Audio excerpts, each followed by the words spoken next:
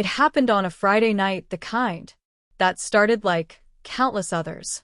Laughter, glasses chiming, music pulsing above the glowing skyline. I wasn't meant to be there. Emily had plans with her friends. After the distance growing between us lately, I figured giving her space was the right call. She said she needed to breathe, and I believed her. Maybe too much. But fate enjoys irony. A coworker dragged me out for a drink, and somehow we landed at the very rooftop bar where she was. I hadn't come to follow her or cause a scene. I just needed to clear my thoughts. But what I saw that night shifted everything. Emily stood near the bar, ringed by friends glowing under the strings of lights. Her laughter, louder, lighter than I'd heard in ages, rose above the music. Sophie, her closest friend, raised her glass and toasted to Emily's freedom. The group erupted, shouting, "No more being tied down to a guy who doesn't understand." Another voice echoed, "Freedom." The word struck like a slap. As far as I knew, Emily and I weren't finished. We'd been strained, yes, arguments quiet, but not over. That morning she'd kissed me goodbye, said, "We'll talk this weekend." Apparently, her version of talking wasn't the same as mine. I didn't go to her. I just stood there, unseen, watching her laugh and dance as if I no longer existed. Then someone asked, "So, what did you tell him?" Emily smirked, said I needed space. But truthfully, I'm done. Just haven't told him yet. That was all it took. I left without anger, only a hollow calm, heavier than fury. When I got home, her things were still everywhere, the mug, the sweater, our photo from Italy. I sat in silence, then began packing her side of the closet, not out of spite, but because something in me quietly snapped loose too. Not in triumph, but in acceptance. I'd been holding on to something she'd already released. The next morning I sent one text, "Your freedom's waiting at home." She came around noon, still in last night's clothes.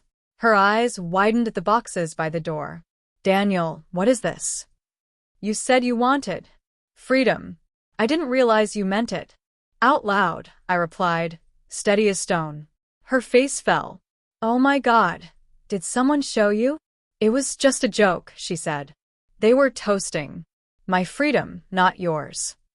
I cut in softly. "Yeah, I was there." Her face drained of color. "You saw me." "I did. Don't worry. I didn't cause a scene. People deserve to celebrate when they think they've won."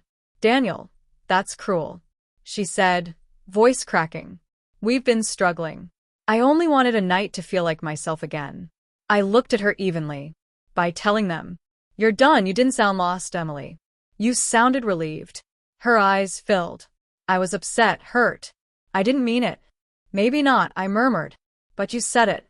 And when you announce your freedom from someone who still loves you, you can't take it back.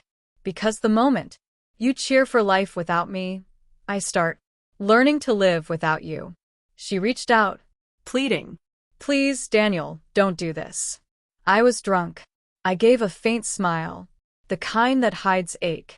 Funny thing about drunk words, they're sober thoughts, spoken louder. Her voice broke. "I don't want to lose you." "You already have," I said, quietly. "I just hadn't realized it till last night." She shook her head. "So that's it? You're leaving?" I lifted a box, placed it gently in her arms. "You asked for freedom. I'm giving it fully." Her tears fell faster. "You don't understand. They were only trying to make me smile." I sighed, glancing one last time. "Maybe. But they cheered like you meant it. And I won't be the villain in your story." She covered her mouth, crying silently. As I pulled on my jacket, "Daniel, please," she whispered. "I made a mistake." "So did I," I said, pausing at the door, "thinking you still saw me as part of your world." I left. That night she texted me. I told them it's not true. I told them I love you. I didn't reply. Because love isn't proven by what you say. After it's tested, it's proven by what you guard. When no one's looking. Weeks later, a friend said, Emily stopped seeing that crowd. They teased her. When she cried at brunch, asking if she missed her freedom. That's when she realized. Not everyone who cheers for you is rooting for you. As for me, I didn't gloat or hate. I just moved on. Quietly, because sometimes strength isn't indoors, slammed shut, but in walking away so gently. That silence says everything. Her friends once toasted her freedom, but when they watched me leave, for good, they finally learned freedom doesn't feel like triumph when the one who truly cared stops turning back.